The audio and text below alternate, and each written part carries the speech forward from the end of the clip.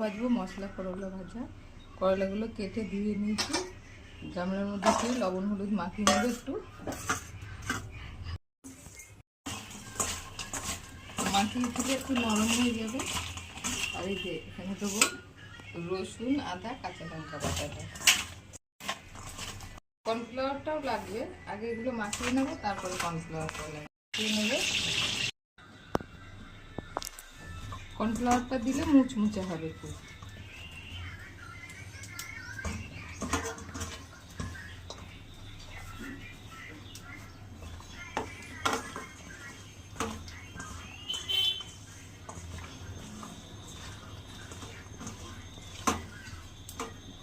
আটা ময়দা যে কিছু দিলেই হবে।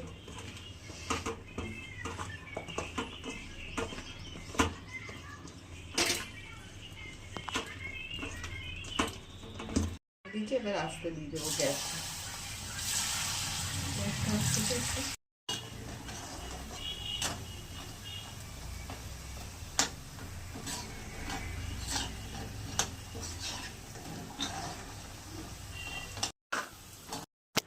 ভিডিওটা ভালো লাগলে লাইক কমেন্ট অবশ্যই করবেন।